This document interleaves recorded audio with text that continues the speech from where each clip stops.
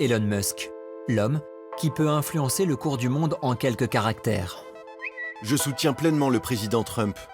La guerre civile est inévitable. Libérez Le Pen. Qui raconte toute sa vie en quelques mots, depuis des années, pour mieux forger son mythe. Je suis en train d'accumuler des ressources pour rendre la vie multiplanétaire. Je vends tous mes biens matériels, je n'aurai plus de maison. Son compte Twitter, suivi par plus de 200 millions d'abonnés, totalise aujourd'hui plus de 80 000 tweets. Un récit en ligne que nous avons analysé pour comprendre sa trajectoire et ses objectifs.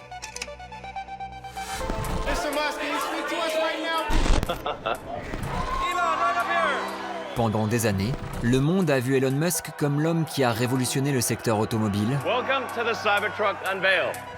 et relancé la conquête de l'espace. Pourtant, derrière son image de dirigeant visionnaire, Elon Musk est aussi un entrepreneur controversé qui ne supporte aucune opposition.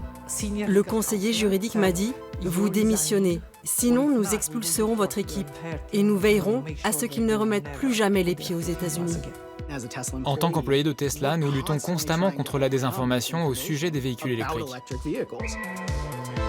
Elon Musk, l'homme qui va acheter Twitter pour faire triompher ses idées.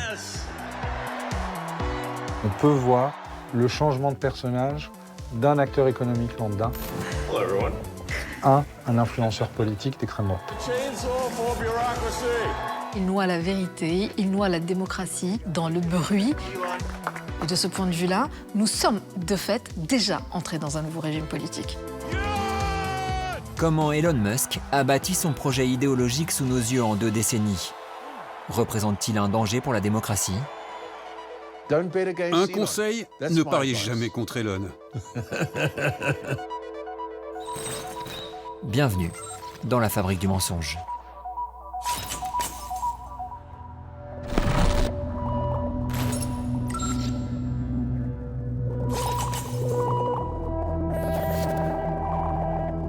Tout commence le 4 juin 2010. Elon Musk poste son premier message sur Twitter et entame le récit de sa vie. Ignorez mes précédents messages. Quelqu'un se faisait passer pour moi. Cette fois, c'est moi. Avec l'aide de cet expert en analyse numérique, nous avons remonté le fil Twitter d'Elon Musk. Le plus difficile, en regardant le compte Twitter d'Elon Musk, c'est dans un premier temps de comprendre la manière de fonctionner d'Elon Musk sur son réseau social. Comprendre ce qu'il tweet permet de mieux comprendre quels sont ses objectifs personnels, économiques, idéologiques ou politiques. L'analyse révèle un portrait différent de l'homme que tout le monde connaît. Celui qui, bien avant la création de Twitter, maîtrisait déjà son image et sa communication. J'avais 23 ans quand j'ai créé Zip2. Dans ce reportage de novembre 1998, Elon Musk est à la tête de son entreprise Zip2 depuis 4 ans. It's a classic Silicon Valley story. Il vient de créer son premier site internet et se prête au jeu des caméras, chez lui et dans ses bureaux. Quand Elon Musk est arrivé dans la Silicon Valley, à la fin des années 90, il avait monté avec son frère une start-up qui s'appelait Zip2. C'est une espèce de page jaune numérique qui revend pour un très bon prix avant que la bulle Internet s'écroule. Là-dessus, il utilise cet argent pour lancer un système de paiement qui deviendra PayPal. En 2002, Elon Musk et ses partenaires de l'époque revendent PayPal à eBay pour plus d'1 milliard de dollars. 10 à 15 entrepreneurs ont fait fortune grâce à la vente de PayPal à eBay. Et Elon était l'un d'entre eux. Elon Musk, c'est l'anomalie statistique, c'est la pièce qu'on lance 1000 fois et qui donne toujours pile. Parce qu'il a réussi quasiment tout ce qu'il a entrepris. Avec la vente de PayPal, Elon Musk a les mains libres pour investir dans le projet qui fera sa renommée, la conquête spatiale. Elon Musk, depuis qu'il est tout jeune, il est obsédé par l'effondrement de l'humanité ou de la vie sur Terre, soit par une météorite, soit par une guerre nucléaire, et donc le fait qu'il faut aller sur Mars. Nous devons trouver le moyen d'envoyer des millions de personnes sur Mars. Je travaille sur la technologie qui permettra aux gens de s'y rendre. Ça participe de la vision de l'humanité à long terme, avec cette obsession chez Elon Musk de dire qu'il faut absolument qu'on arrive à garantir ou à sécuriser l'humanité, coûte que coûte. Pour y parvenir, il se rapproche d'un homme qui assiste au début de son ascension fulgurante. Son nom, Robert Zubrin. Il me doit beaucoup, plus qu'à n'importe qui à part ses parents à qui il doit la vie. Je lui ai donné sa vocation. Si je n'avais pas été là, il ne serait qu'un type qui s'est enrichi grâce à la bulle Internet. Robert Zubrin est ingénieur en aérospatiale et l'auteur de Cap sur Mars, un plaidoyer pour la relance de l'exploration spatiale et la conquête de la planète rouge. Un best-seller qui donne naissance à la Mars Society, un réseau de passionnés d'espace qu'Elon Musk souhaite rejoindre à tout prix. Nous avions un membre très riche qui avait une grande maison dans la Silicon Valley, dans laquelle on organisait des collectes de fonds. C'était $500 le couvert. Et une personne nous a envoyé $5 000. Et on s'est demandé qui c'était. Quelqu'un a dit Elon Musk, jamais entendu parler. En quelques mois, l'inconnu se rend indispensable et participe financièrement aux missions de recherche. Elon Musk has donated money to the Mars Society to build an experiment in the Utah desert. Il a donné $100 000 et il a fait partie de notre conseil d'administration. Mais au bout d'un certain temps, il a dit « Je ne suis pas le genre de personne à faire partie du projet de quelqu'un d'autre. Je dois mener mon propre projet. » Son propre projet, c'est SpaceX. L'objectif à long terme de SpaceX est de rendre la vie multiplanétaire. Au fil des ans, Elon Musk séduit au-delà de la Silicon Valley. Il a alors un discours progressiste et s'inquiète du changement climatique. Le changement climatique est une réalité. C'est pas une exception. La Californie de la tech, elle vote démocrate à plus de 90%. Elle est très alignée sur le Parti démocrate sur tous les sujets sociétaux. Lui-même l'a confirmé, il l'a dit, il a voté souvent démocrate, il a même payé des campagnes de candidats démocrates. Elon Musk s'impose progressivement comme le principal fournisseur de la NASA, et donc il devient un fournisseur majeur de l'État américain. A truly reusable rocket. You know, if we're to make a revolution in space, it's got to be reusable. If you think about any mode of transport, bicycle, plane, ever. It's just too expensive to, have a disposable. Exactly. Musk était sérieux. Il a travaillé dur pour apprendre l'ingénierie. Et il ne s'est pas arrêté aux premiers échecs. Il a encaissé les coups lorsque ses 2 premières fusées ont échoué. Il ne s'y attendait pas. Il pensait que ce serait facile. Musk est allé jusqu'au bout, et c'est pour ça qu'il a réussi.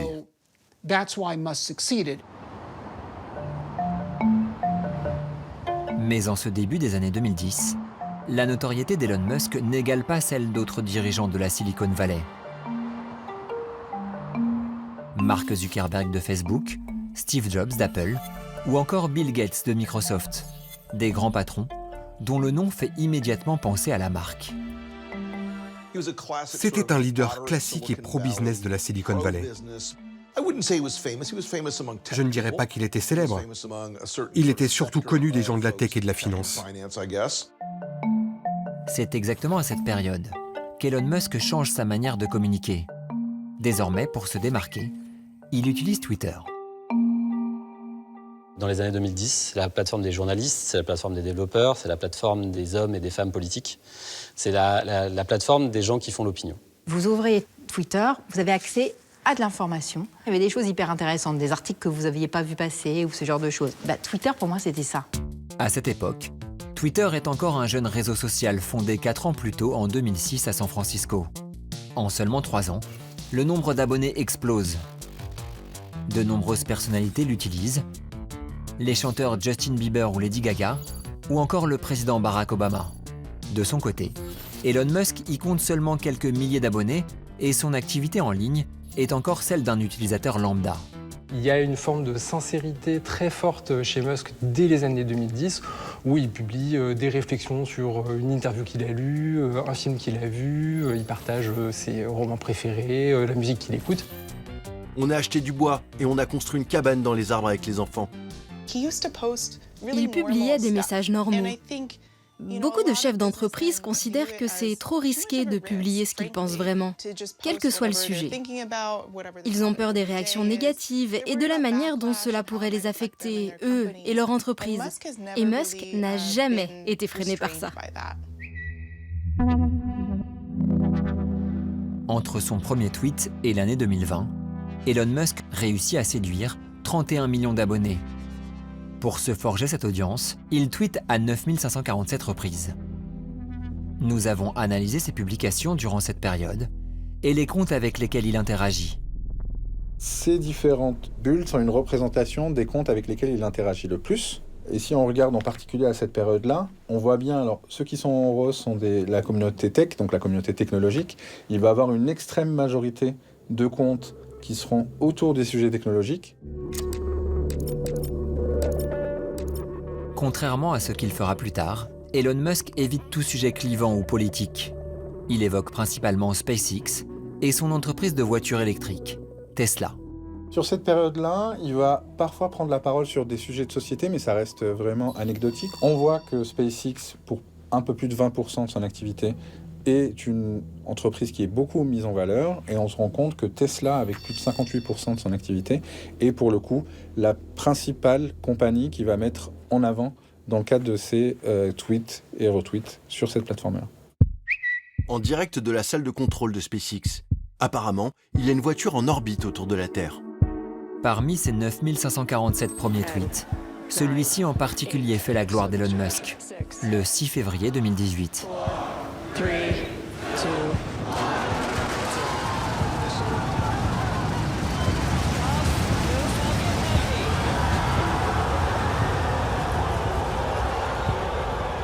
Ce jour-là, depuis la fusée SpaceX, il envoie un mannequin installé au volant d'une Tesla à une centaine de kilomètres au-dessus de la Terre. Le monde découvre la puissance d'Elon Musk.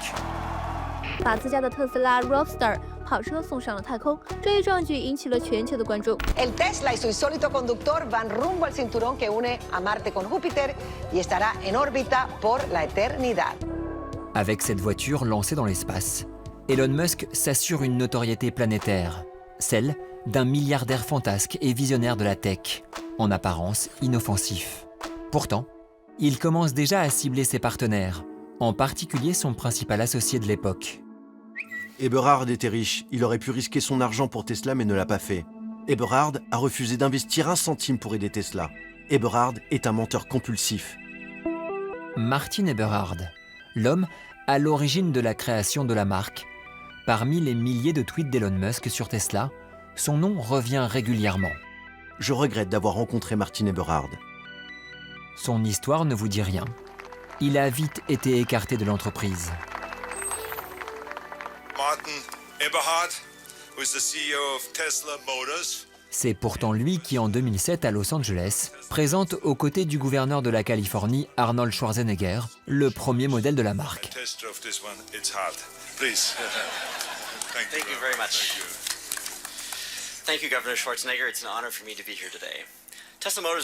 Ce sera l'une de ses dernières apparitions publiques à la tête de Tesla. Aujourd'hui, l'ingénieur de la Silicon Valley vit sur les hauteurs de San Francisco. Il garde un souvenir amer d'Elon Musk.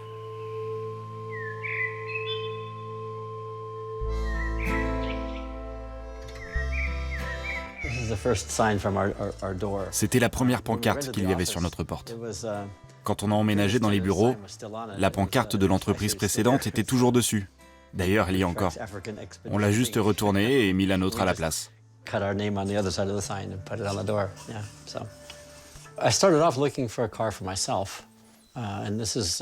Je voulais acheter une voiture à une époque où le réchauffement climatique commençait à me préoccuper.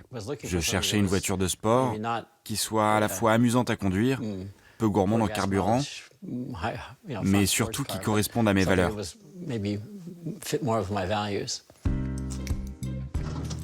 Après avoir fait mes recherches, j'étais convaincu que c'était la bonne idée. C'est ainsi que Tesla a vu le jour. Dans son garage, il garde l'un des premiers modèles de la marque. Il en a imaginé la stratégie marketing, des voitures électriques destinées aux classes aisées, avec des performances égales au moteur thermique. Et là, j'accélère. L'électrique, c'est une autre expérience comparée à ce qui a été fait avant. Et en plus, c'est une vieille voiture. Celle-ci est de 2011. J'ai rencontré Elon Musk par hasard il y a des années à une conférence de la Mars Society à l'université de Stanford. Trouver des financements pour Tesla était très compliqué. On a donc contacté toutes les personnes qui pouvaient être intéressées et Elon Musk était l'un d'entre eux. Je suis descendu dans le sud de la Californie, j'ai fait une présentation dans son bureau et ça lui a plu. Nous nous sommes revus, il a apprécié l'équipe et notre projet pour l'entreprise. C'est comme ça qu'il a choisi d'investir. Je ne sais pas si vous avez ça en France, ce sont des Hot Wheels. Ils ont créé un modèle en s'inspirant du Roadster Tesla.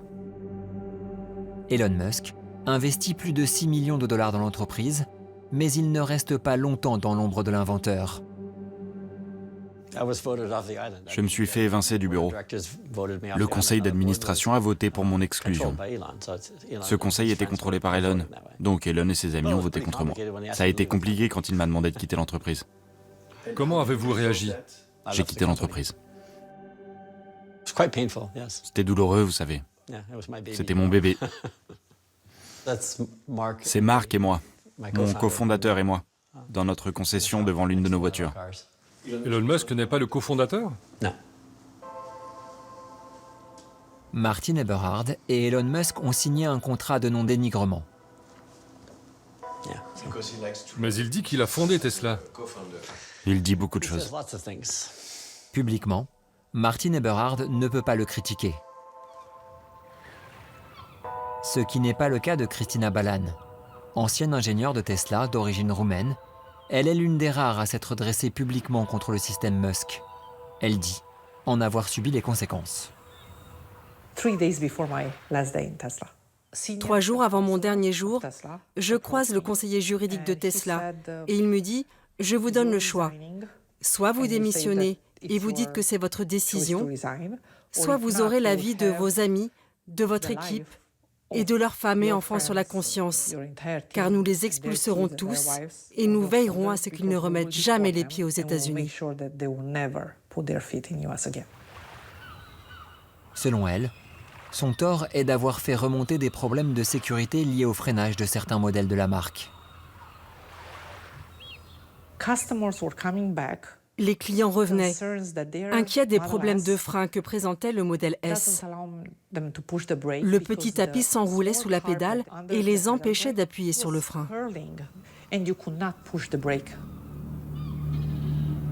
Lors d'une réunion avec leur hiérarchie, Kristina Balan et certains de ses collègues font remonter leurs craintes.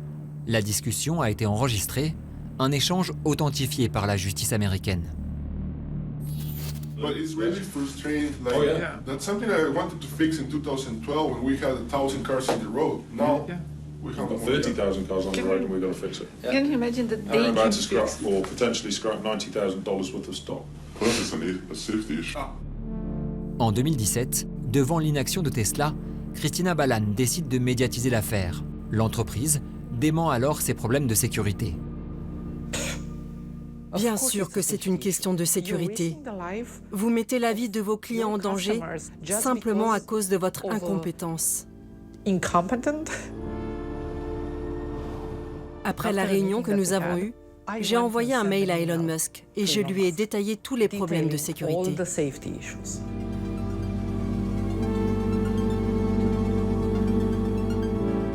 En réponse, le constructeur l'accuse par voie de presse d'utiliser les ressources de l'entreprise à des fins personnelles.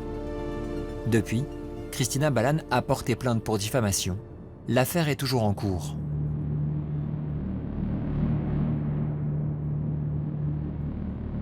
Musk n'est pas du genre à travailler en équipe. Il ne supporte pas qu'on lui fasse de l'ombre.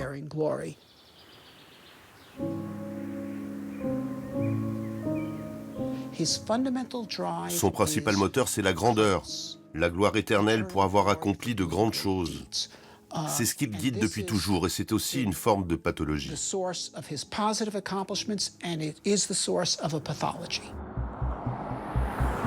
Depuis le début de sa carrière, Elon Musk ne supporte aucune opposition. Même, lorsqu'il s'agit du président des États-Unis.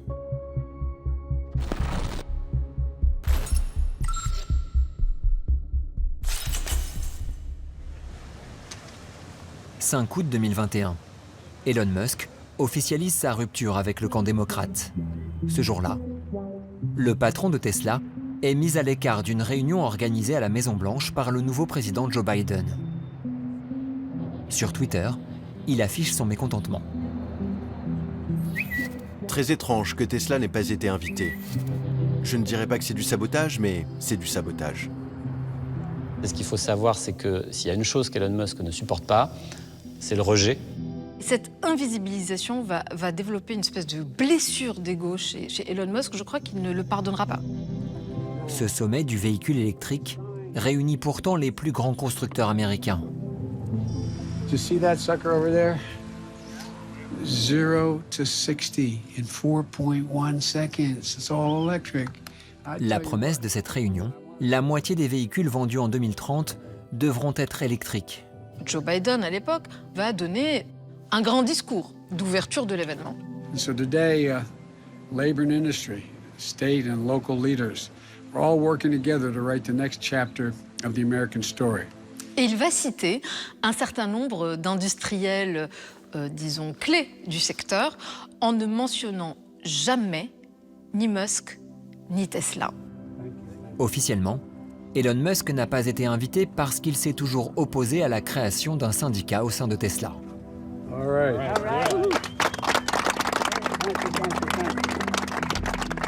Dans la Silicon Valley, il y a une grande tradition, c'est celle d'éviter à tout prix les syndicats. Et Elon Musk s'inscrit vraiment dans cette tradition-là. Je pense que c'est une excuse plutôt que la raison officielle. Lorsque ce sommet a eu lieu, Elon Musk avait déjà entamé sa bascule à droite. La décision de la Maison-Blanche a été de ne pas le mettre davantage en avant. En réalité, aux yeux de la Maison-Blanche, le milliardaire est devenu infréquentable. Il tient des propos de plus en plus controversés, depuis un événement en particulier, la pandémie de Covid. Right now, 4 o'clock, fast-moving developments in the coronavirus emergency here in Southern California. The entire state of California is now in lockdown, with projections half its population could be infected by May. Elon Musk, au moment où la Californie décide de mettre en place un confinement comme à peu près partout dans le monde, il est absolument furieux, parce que ça intervient à un moment qui est crucial dans le développement du dernier modèle de sa Tesla. Au tout début de la pandémie, les usines de Tesla en Californie ont été contraintes de fermer. Et lui, il s'y est vraiment opposé. Contre l'avis des autorités locales et du gouverneur démocrate de Californie, Elon Musk fait revenir ses employés à l'usine Tesla de Fremont. Tesla relance la production aujourd'hui contre les règles du comté d'Alameda. Je serai à l'usine avec tout le monde. Si quelqu'un doit être arrêté, je demande que ce soit moi. You're comfortable? Go for it. Matthew Labro est salarié de Tesla, chargé des ventes et du service client. Quand le Covid est arrivé, Elon s'est vraiment battu pour que nous restions ouverts et que nous continuions à bosser. On n'a pas compté nos heures. À part les professionnels de santé, nous devions être les seuls à travailler à ce moment-là. C'était dingue. Libérez l'Amérique. Rendez leur liberté aux gens. Il pensait que le gouvernement allait trop loin pour restreindre ses activités. Il postait des tweets en disant « ce n'est qu'un rhume, ce sera fini dans quelques semaines ». Il reprenait des fausses informations qu'il avait lues sur Twitter. Sur Twitter, Elon Musk remet en question la dangerosité de la pandémie. La panique autour du Covid est débile. Là, ça devient problématique. Si vous passez votre vie à dire à 100 millions de personnes qu'elles n'ont pas à s'inquiéter d'un virus qui tue, vous êtes en partie responsable si ce que vous avez dit leur cause des problèmes. À ses millions d'abonnés, Elon Musk partage même une référence bien connue des cercles conspirationnistes. Prenez la pilule rouge. Prendre la pilule rouge, c'est une référence au film Matrix. L'idée, c'est que si vous prenez cette pilule, vous découvrirez la soi-disant réalité du monde. Mais c'est une expression utilisée par des gens dangereux, comme des suprémacistes blancs, pour dire que le monde est contrôlé par une élite dangereuse qui cherche à nous opprimer. C'est vraiment une vision puérile du monde. La période Covid-19 va être un vrai changemaker, un vrai point de bascule pour Elon Musk. On a une évolution des thématiques sur lesquelles il va prendre la parole. À partir de 2021, l'activité numérique d'Elon Musk s'intensifie. Le milliardaire tweete beaucoup plus et différemment. C'est la période où il va amorcer un virage, où il va interagir avec des comptes plus clivants et partager des contenus plus clivants. Et on se rend compte notamment de l'émergence dans ce classement d'un compte en particulier. C'est ce petit compte bleu, qui est le compte du média satirique Babylon Bee aux États-Unis, et il commence à avoir une interaction plus importante avec Babylon Bee en particulier. Typiquement, si je devais vous illustrer ça, c'est la reprise des contenus Babylon Bee et des réponses qui mettent en valeur, ou en tout cas qui vont valider la prise de position idéologique de Babylon Bee, ce qui est nouveau dans l'activité numérique d'Elon Musk. The Babylon Bee, ils se définissent comme un site satirique chrétien, et c'est un des comptes favoris d'Elon Musk sur Twitter parce qu'il les trouve très drôles. Un site satirique qui, sous couvert de l'humour, s'en prend à l'immigration. Les migrants font demi-tour en voyant les nouveaux chiffres de la dette américaine. Aux femmes. Une femme qui conduit bien se demande si elle n'est pas transgenre. Ou aux personnes transgenres, comme Rachel Levine, secrétaire d'État adjointe à la santé. L'homme de l'année pour Babylon Bee, c'est Rachel Levine. The Babylon Bee, c'est un site satirique de droite qui a été banni de Twitter pour avoir enfreint leurs règles.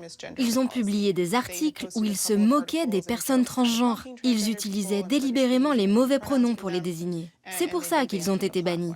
Elon Musk était furieux.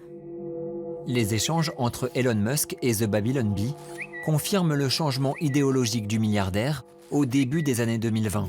Un virage qui l'éloigne progressivement des démocrates, jusqu'à la rupture définitive en 2021, le jour du sommet de la voiture électrique à la Maison-Blanche.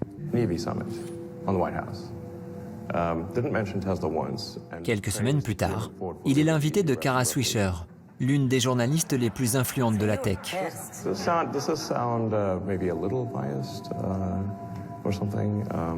Face à elle, il montre publiquement sa rancœur contre les démocrates.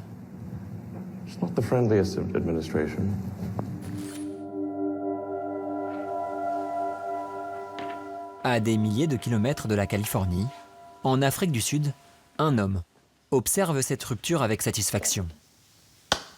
Son père.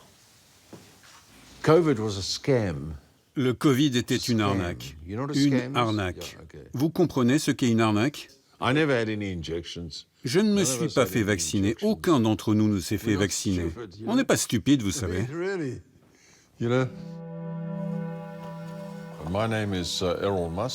Je m'appelle Errol Musk. Et je suis le père d'Elon. Là, c'est Elon petit. Avec ma fille. On skiait à Ottawa. Nous avions tout. Il ne restait plus rien à acheter.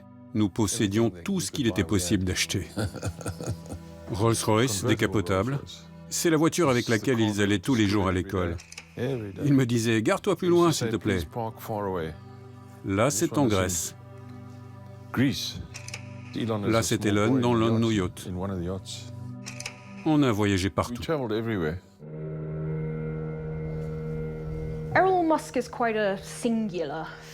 Errol Musk est un personnage assez singulier. Il est intense, il aime parler, il aime raconter des histoires. C'était un ingénieur et aussi un entrepreneur. Il possédait des parts dans une mine d'émeraude. La famille faisait partie de la classe moyenne, supérieure, voire aisée. Sur Twitter, Elon Musk raconte une autre enfance, comme pour garder la main sur son histoire. J'ai grandi dans une famille dont le revenu était faible, et on a évolué vers la classe moyenne supérieure.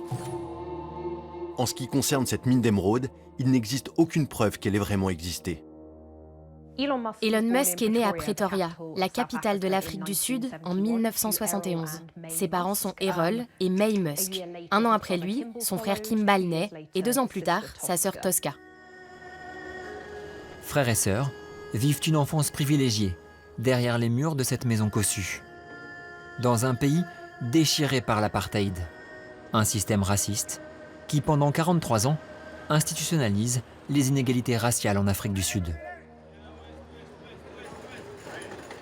L'apartheid, c'était un système de classification en Afrique du Sud des personnes en fonction de leur couleur de peau. European children grow up in a completely European atmosphere. They play in a sheltered playground. À l'école, il y avait la ségrégation, dans les entreprises aussi. Les différentes communautés étaient forcées de vivre séparément. Tous ceux qui s'y opposaient étaient violemment réprimés. Il y avait beaucoup de violence de la part de l'État. Stone throwing by the mourners was met with retaliation. The police opened fire with tear gas. Volley after volley cannoned into the crowd. Those who protested such biased treatment were often killed or imprisoned. Si vous étiez un blanc comme Elon Musk dans les années 70 et 80, les seules situations où vous étiez en présence d'une personne noire, c'était lorsqu'elle était à votre service, soit comme domestique, soit comme jardinier. À la maison, j'avais environ 4 personnes noires à mon service. Elles vivaient chez nous. Pour nous, l'apartheid signifiait que nous n'avions pas de problème dans le pays, pas d'insécurité. À cette époque, nous avions la loi et l'ordre. À Pretoria, Elon Musk grandit pendant l'apartheid dans une famille aux valeurs conservatrices. Sa mère, mannequin, May Haldeman Musk, est la fille de Joshua Haldeman, un passionné d'aviation aux idées politiques ancrées à l'extrême droite. Joshua Haldeman, le grand-père maternel d'Elon Musk, a déménagé en Afrique du Sud parce qu'il soutenait le régime de l'apartheid. Je ne m'entendais pas très bien avec lui. J'aime pas employer ce mot, mais il était raciste. Joshua Haldeman, un grand-père qu'Elon Musk a très peu connu, mais dont l'influence se révélera des années plus tard. En 1979, au divorce de ses parents, Elon Musk grandit avec son père. L'avantage que j'ai eu, c'est que mon père est un ingénieur de talent en électricité et en mécanique, ce qui m'a permis d'apprendre beaucoup de choses en ingénierie sans apprécier ça à l'époque. Les deux hommes entretiennent une relation chaotique, mais depuis quelques mois, plusieurs sujets de société les rapprochent, dont un en particulier qui concerne la transition de genre de l'une des filles d'Elon Musk, Viviane. Vous êtes en contact avec Viviane? Non. Il, elle, quoi qu'il soit, moi je l'ai connu sous le nom de Xavier. Ce que je vois, c'est mon petit enfant dans les médias qui utilise un langage extrêmement grossier. Et ça me dérange. Et ça ne me plaît pas du tout. Elon Musk semble avoir très mal vécu la transition de sa fille Viviane. Il l'a reniée, il dit qu'elle a été infectée par le virus de la pensée woke. Il l'a pris très personnellement. So my son Xavier is dead, killed by the woke mind virus. I'm sorry to hear that. Yeah. I can't imagine what that would be like. Ce qu'il appelle le virus de la pensée woke devient un nouveau combat pour Elon Musk, comme il l'affirme au micro de Jordan Peterson, un psychologue et influenceur masculiniste. So I vowed to destroy the woke mind virus after that. And we're making some progress. Elon Musk attribue l'émergence de la pensée woke aux universités américaines, à la culture et au mouvement démocrate.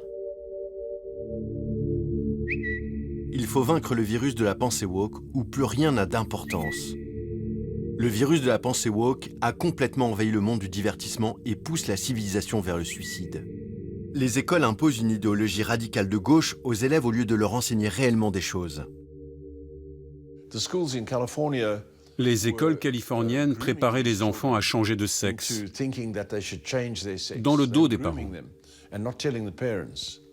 Vous savez, beaucoup d'enseignants sont des gays prédateurs sexuels. Elon exprime maintenant les valeurs que je lui ai enseignées. Il a fait un volte-face complet. Il a laissé tomber tous ses amis démocrates. Ils ne sont plus ses amis. Il a complètement changé. Il s'est débarrassé d'eux. Et il ne parle plus à Elon. Lui, il a rejoint les gens de bon sens, les vrais gens.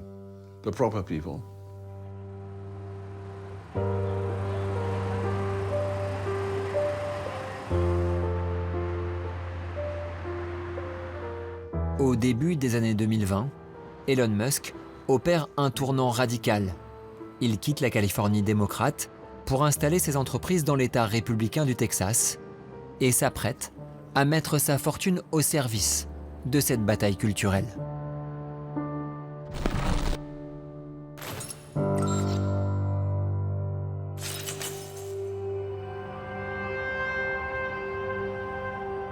« 14 avril 2022. Toujours sur le compte Twitter d'Elon Musk. J'ai fait une offre. En quelques mots, Elon Musk, nouvel allié des conservateurs, annonce son intention de s'offrir un outil d'influence majeur, Twitter.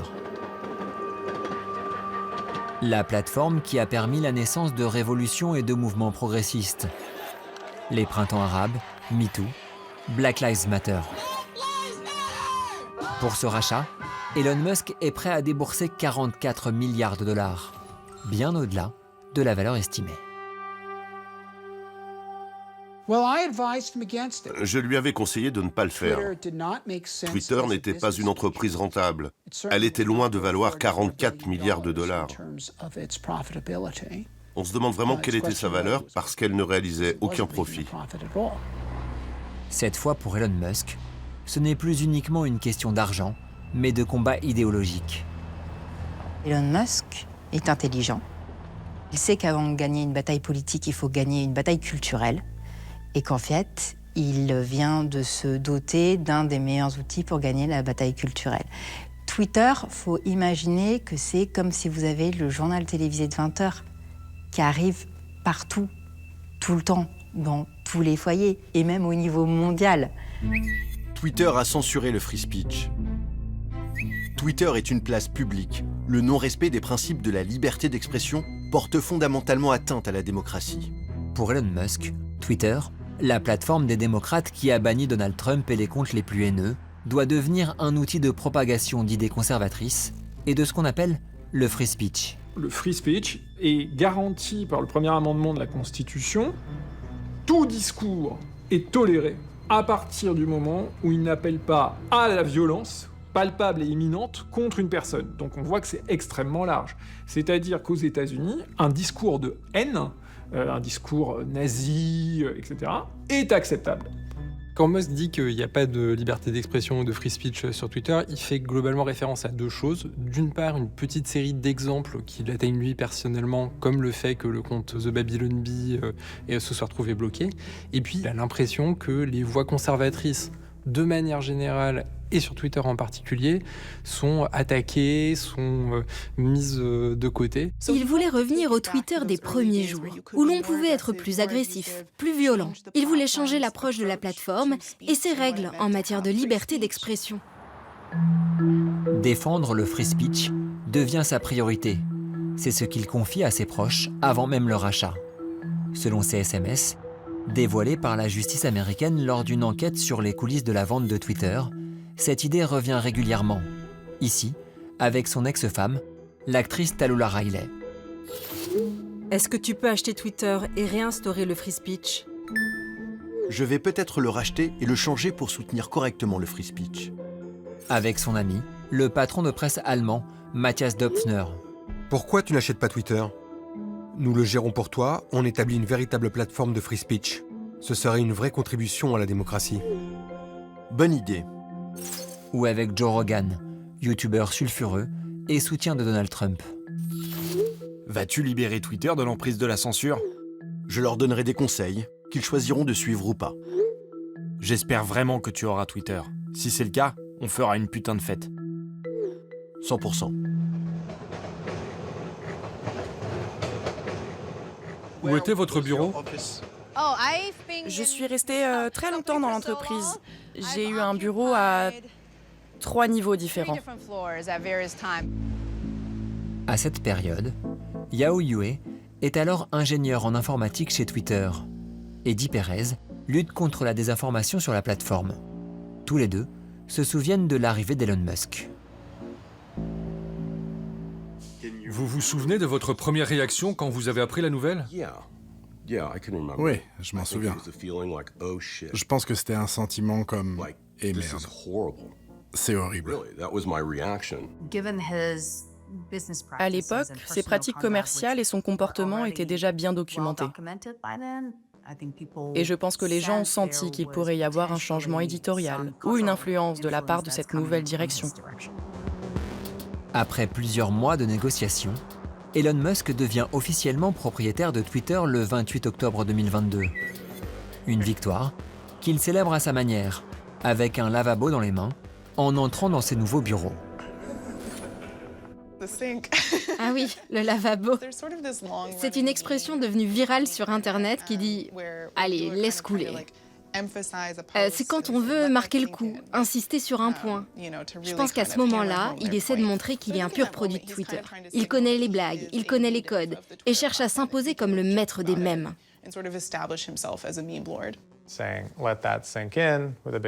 Après avoir fait cette blague, ce jeu de mots en anglais sur l'idée de laisser couler et de laisser penser, il organise une sorte de purge idéologique et aussi une purge du personnel. Très vite, Elon Musk affiche ses réelles intentions. Il se sépare de 80% des employés de l'entreprise, les commerciaux, les ingénieurs, les équipes de modération. Personne n'est épargné par la brutalité du nouveau patron. Dès le départ, il était clair qu'il ne faisait pas confiance aux salariés de Twitter. C'est pour ça qu'il a fait appel aux ingénieurs des autres entreprises qu'il dirigeait.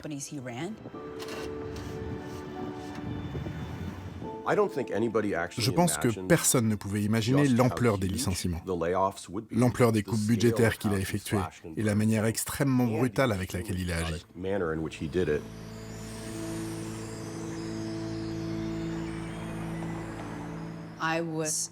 J'ai été licenciée environ 3 semaines après le rachat. J'ai reçu un mail des RH de Twitter. Il était adressé à une liste de destinataires anonymes et j'étais en copie de ce mail. C'est comme ça que je l'ai su. Pour faire de Twitter son arme idéologique, Elon Musk ne se contente pas de licencier et de supprimer la modération. Quelques jours seulement après le rachat, il rétablit des comptes bannis pour injures racistes, haine en ligne, désinformation. Près de 62 000 comptes. Le site satirique The Babylon Bee, l'animateur complotiste Alex Jones, le masculiniste Andrew Tate et Donald Trump, exclus de la plateforme depuis l'assaut du Capitole en 2021. Le compte de Trump sera réactivé. Depuis qu'Elon Musk l'a racheté, il est beaucoup plus facile d'être nazi sur Twitter. Il est beaucoup plus facile d'être suprémaciste blanc. Ces gens sont tous revenus. Ils ont tous été débloqués au nom de la liberté d'expression. Pour lui, la liberté d'expression, c'est pouvoir dire tout et n'importe quoi. C'est que lui, surtout, puisse dire tout et n'importe quoi quand il veut et que la législation et que les règles s'adaptent à cela. Lorsque vous réintégrez des extrémistes et des complotistes, c'est une manière de mettre de l'huile sur le feu.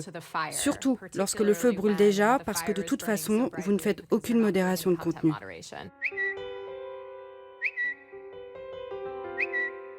Résultat, au nom du free speech, la plateforme est de nouveau envahie de contenus haineux, homophobes, transphobes ou conspirationnistes. Selon une étude du Centre de lutte contre la haine numérique, dirigée par Imran Ahmed, en moyenne, 3800 messages mentionnent désormais chaque jour une insulte raciste en particulier.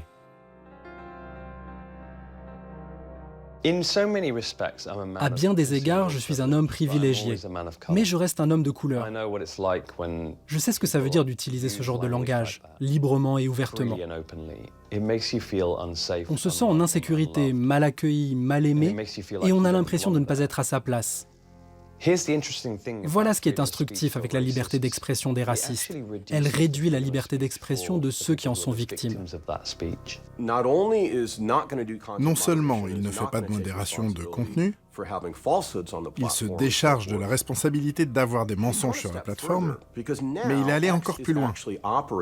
Maintenant, Twitter fonctionne comme un amplificateur de fausses informations ou de posts extrémistes. Et lui, il participe personnellement à ça.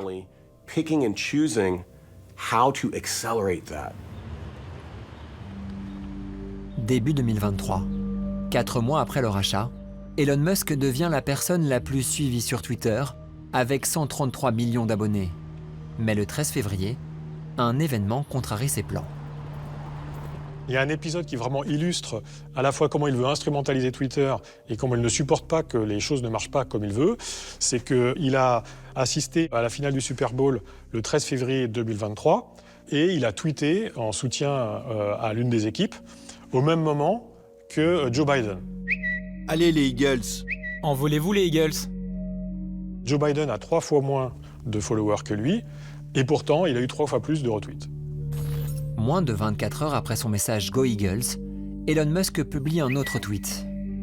Il a tweeté une photo où on voit 2 jeunes femmes, l'une qui tient l'autre par les cheveux et qui a la force à boire du lait à la bouteille, et la dominante, il a labellisé Elon Musk, et la dominée, il l'a labellisé Twitter.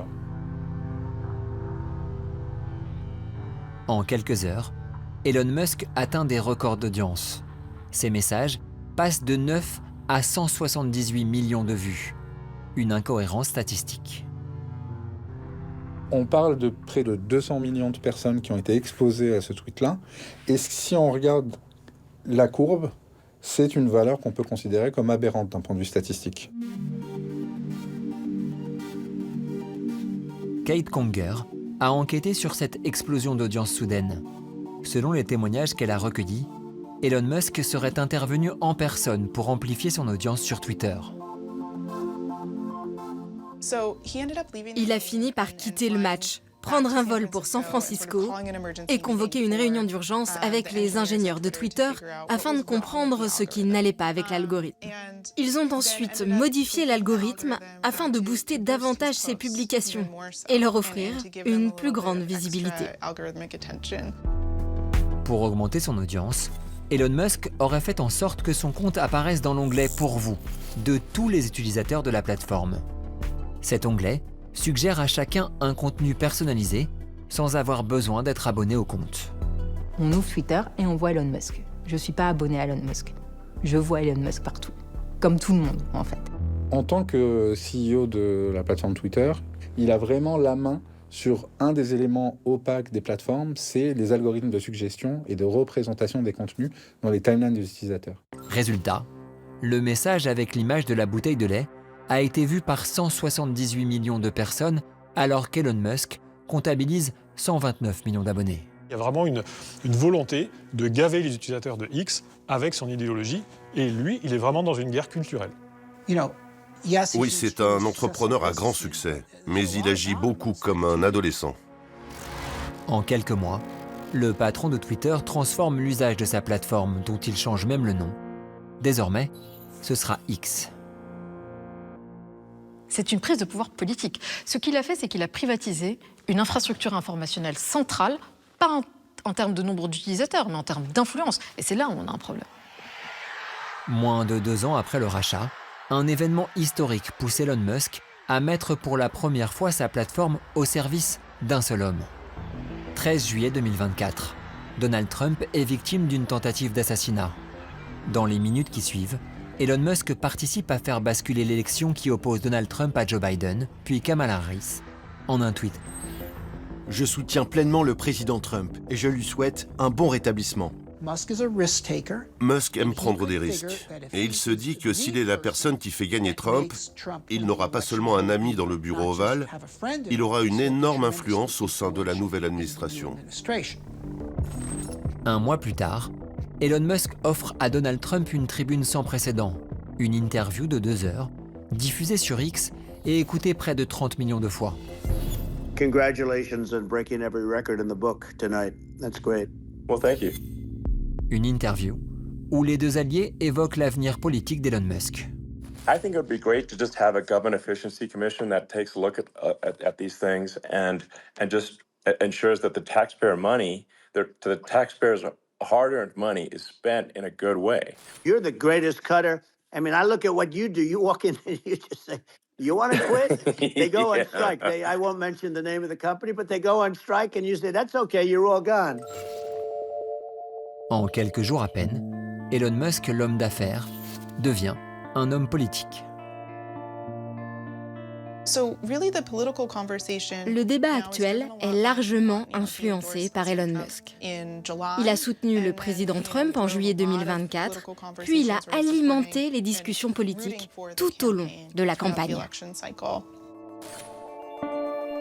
En fait, c'est un nouveau régime politique qui est en train de naître. Et Twitter, là-dedans, ou X, est une pièce centrale et magistrale.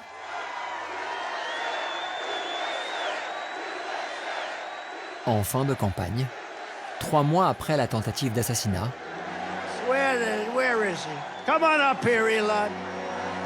les deux hommes célèbrent leur alliance sur les lieux de l'attentat. Trump adore ça, voir l'homme le plus riche du monde lui cirer les pompes. His name is Elon Musk. He saved free speech. Et le plus important pour Elon, c'est l'attention dont il fait désormais l'objet. Is the only reason we can now send American astronauts into space. Come here. Take over, Elon. Yes, take over. Le point essentiel, c'est qu'ils sont une alliance politique. Ils sont complémentaires. L'un capte le peuple, l'autre capte les flux, et ils se complètent les deux. Hi, everyone. President Trump must win to preserve the Constitution. He must win to preserve democracy in America.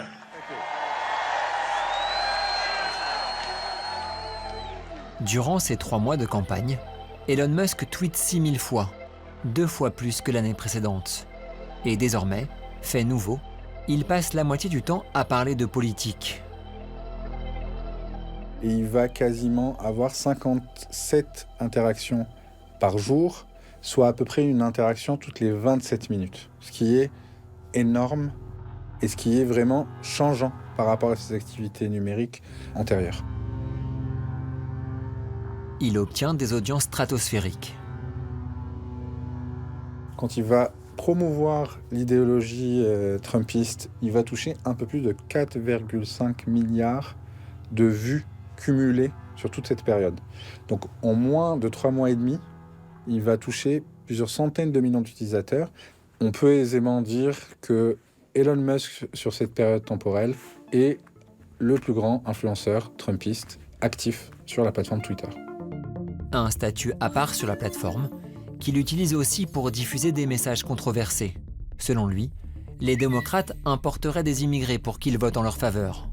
Leur plan est de leur accorder la citoyenneté dès que possible pour transformer tous les États clés en États démocrates. Il relaie de faux articles pour remettre en cause l'intégrité de la presse et rediffuse un montage en intelligence artificielle qui imite la voix de Kamala Harris, affirmant publiquement que Joe Biden serait sénile.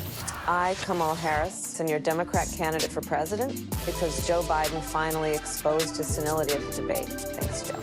Tous les contenus controversés d'Elon Musk atteignent plus d'1 milliard de vues et contribuent à déstabiliser l'adversaire de Donald Trump. Oui, il a répandu des mensonges pendant les élections. Des mensonges facilement vérifiables. Il a le droit de mentir aux gens. Mais plus important encore, je pense que nous avons le droit de comprendre comment fonctionne sa plateforme. Et ce que nous avons toujours demandé, c'est la transparence de ces algorithmes pour savoir quelles sont leurs règles en matière de modération.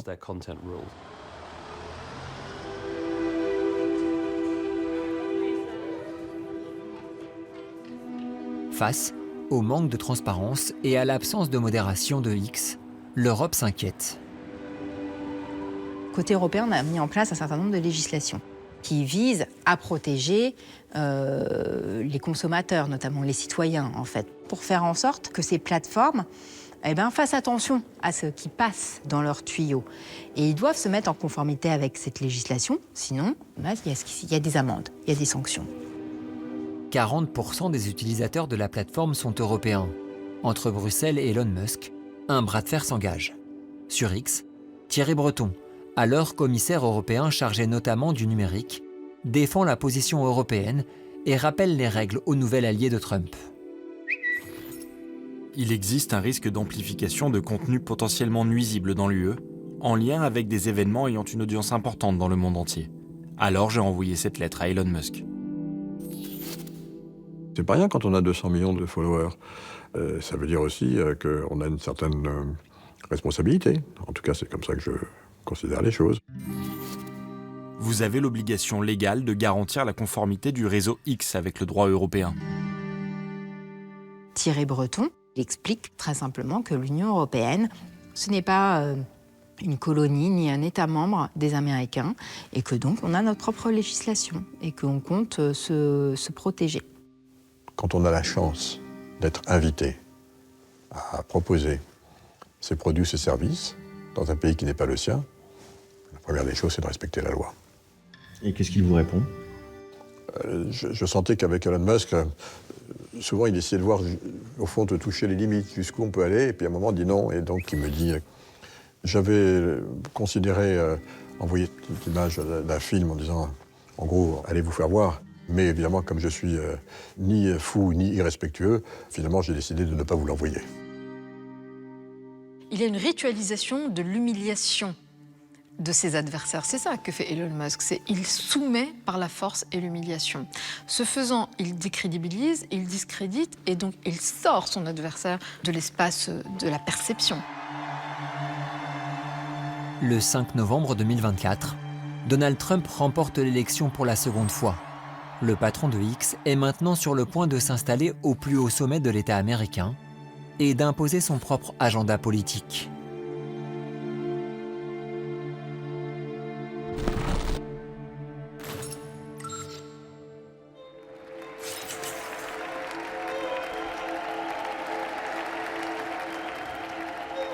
« 20 janvier 2025, au Capitole, le siège du Congrès américain.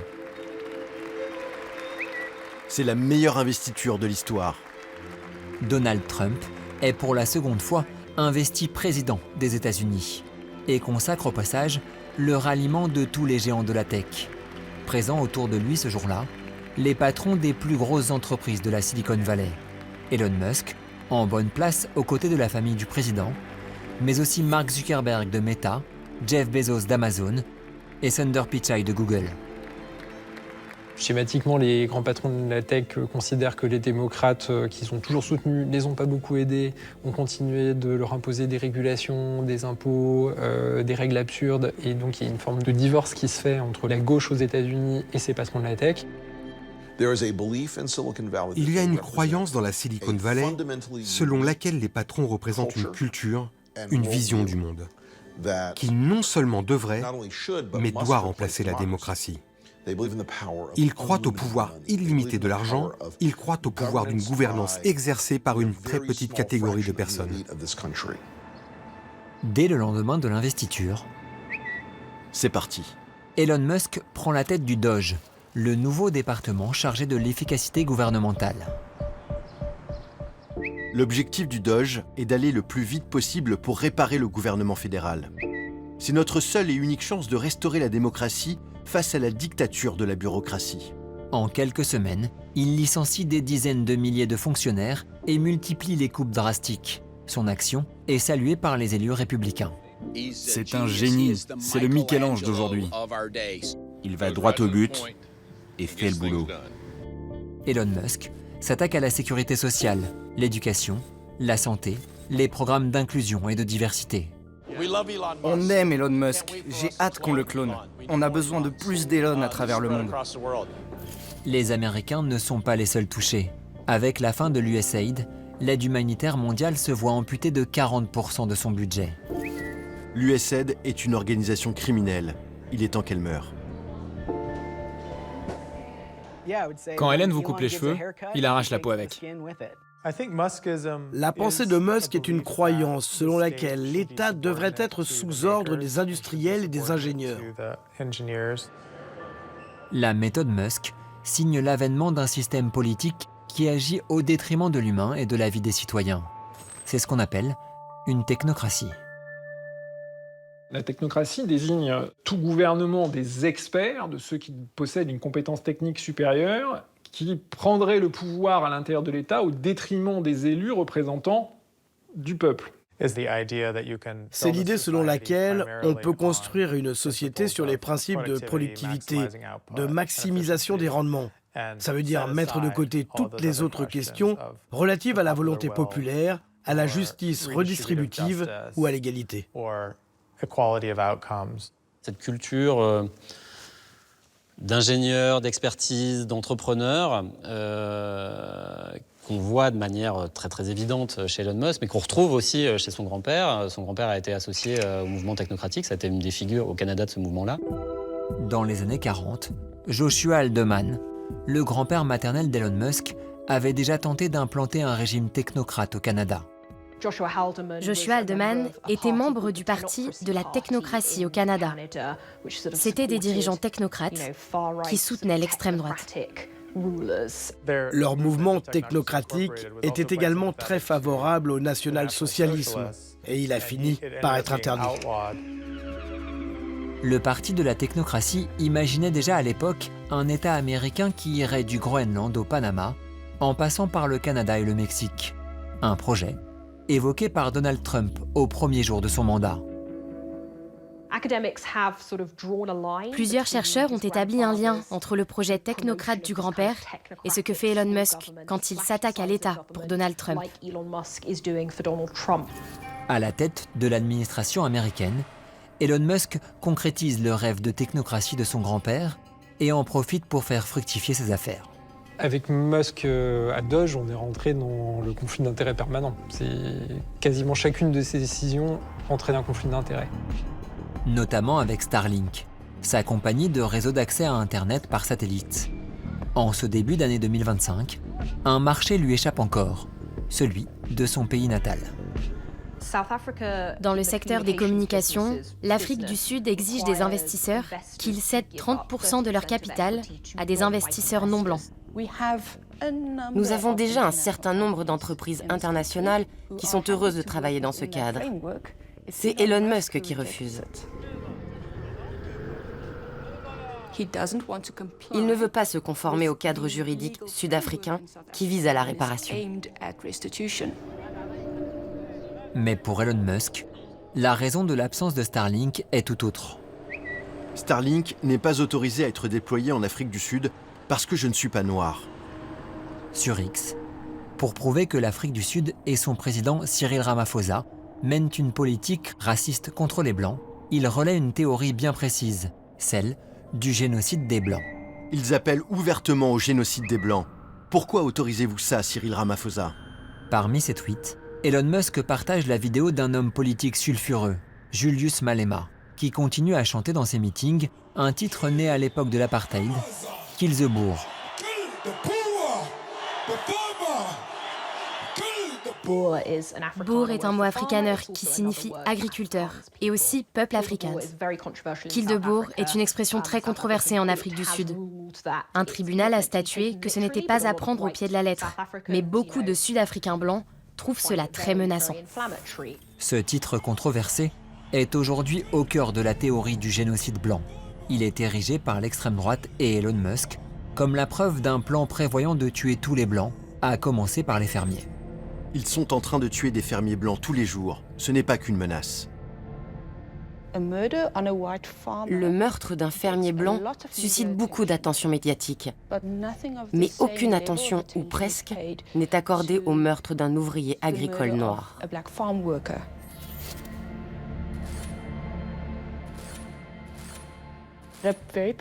Mais un discours très politisé émerge autour des meurtres de blancs, et cela alimente les groupes d'extrême droite en Afrique du Sud. Selon les chiffres officiels, 32 fermiers, sans distinction de couleur de peau, ont été tués en 2024. La même année, 26 000 personnes dans le pays ont été assassinées. La théorie selon laquelle il existe un génocide contre les Blancs sud-africains est fausse. Rien ne prouve que les fermiers blancs sont ciblés spécifiquement parce qu'ils sont blancs.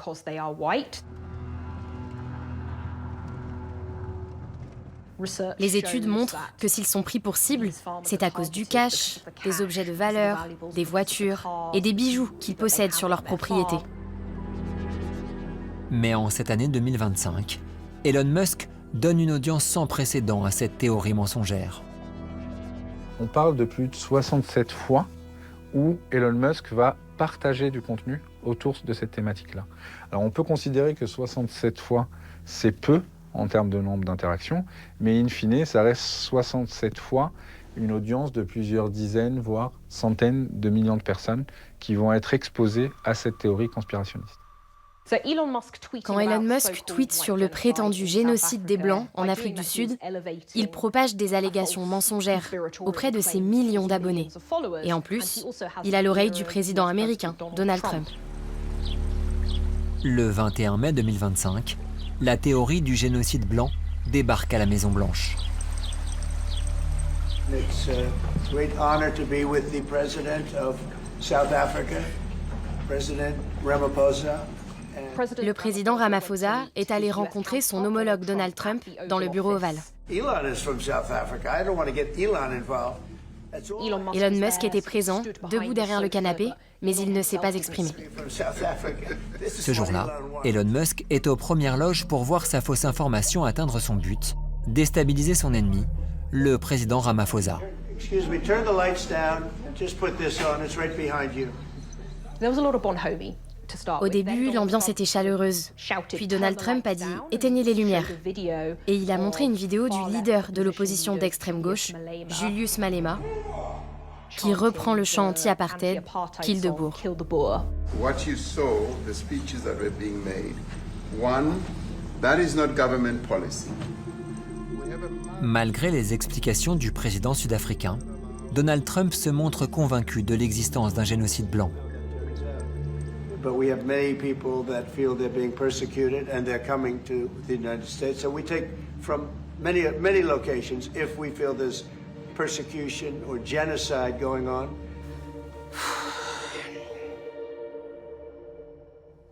J'ai été choquée de voir ce récit de génocide blanc débarquer à la Maison-Blanche. Car c'est faux et ça minimise la violence contre les Sud-Africains noirs. Ce narratif ne nous aide pas. Ce jour-là, Elon Musk montre tout son pouvoir politique à la Maison-Blanche. Un rôle que des milliers d'Américains vont commencer à contester.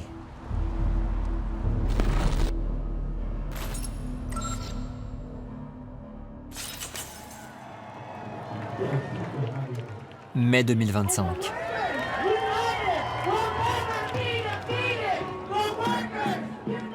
L'influence d'Elon Musk divise l'Amérique.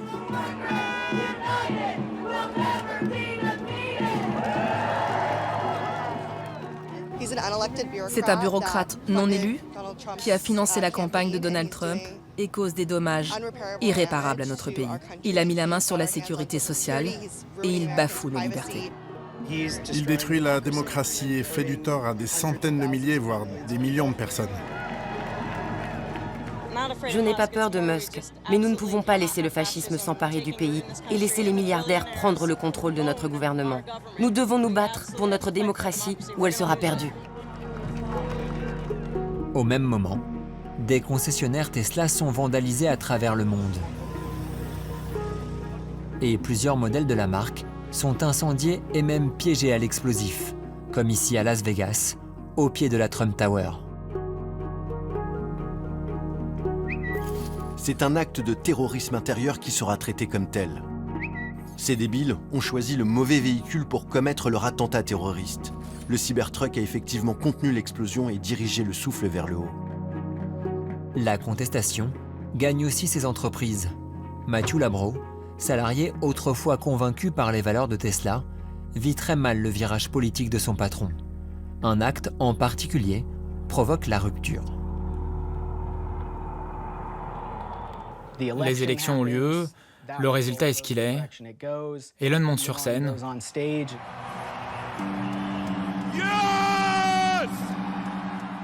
Et là, il fait, à vous de voir comment vous appelez ça, je vais dire qu'il fait un salut.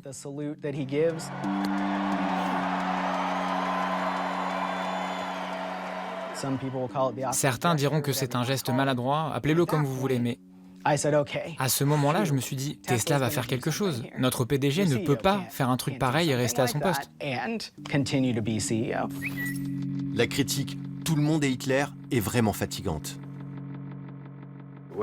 Quand Donald Trump a été élu, Elon monte sur scène et fait un salut. Pour beaucoup, il s'agissait d'un salut nazi. Non. Elon, il est tellement timide sur scène. Non, il n'a pas fait ça. Ce qu'Elon a fait, c'est juste le coup de poing de la victoire, vous voyez? Seul un esprit tordu peut voir ça différemment. Vraiment tordu. Un geste de trop pour Matthew Labro, qui rend public son désaccord dans une lettre mise en ligne au printemps 2025. Soyons clairs, nous ne sommes pas le problème, nos produits ne sont pas le problème. Nous sommes prêts à continuer sans Elon comme PDG. Et quelle a été la réaction de votre entreprise? Oh, ils ont très bien géré la situation. Ils m'ont envoyé une lettre très sympathique pour me remercier d'avoir écrit tout ça. Non, je plaisante, bien sûr que non. Ils m'ont licencié au bout de 48 heures.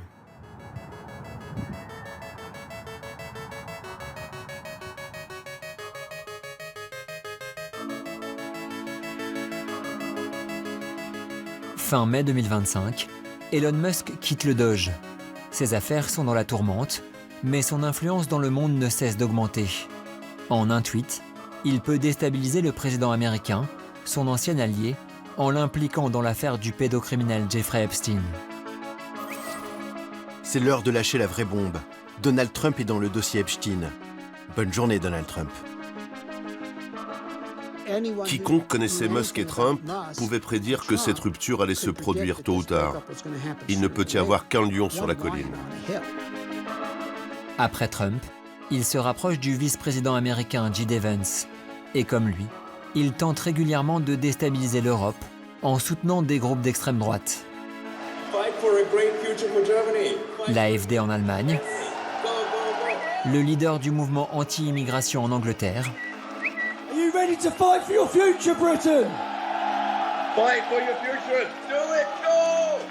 et Marine Le Pen, après sa condamnation en première instance pour détournement de fonds publics. Ce qu'il fait, c'est conclure des accords ambigus avec des partis nationalistes à travers le monde en leur disant « Je vous soutiendrai, je vous donnerai mon argent et je vous offrirai un relais via ma plateforme, mais vous devez réduire le nombre de réglementations et les obstacles à mes entreprises. » Est-ce qu'il a privatisé nos démocraties? Oui, il est même en train de faire pire que ça. Il est en train de nous faire basculer vers un régime post-démocratique, clairement. Est-ce qu'il compte aller plus loin? Oui, bien sûr. Est-ce que nous, on va se réveiller? Je ne sais pas. Depuis son départ de l'administration Trump, Elon Musk a annoncé la création de son parti, le Parti de l'Amérique. Une nouvelle arme pour continuer à peser dans la vie politique et à semer le chaos.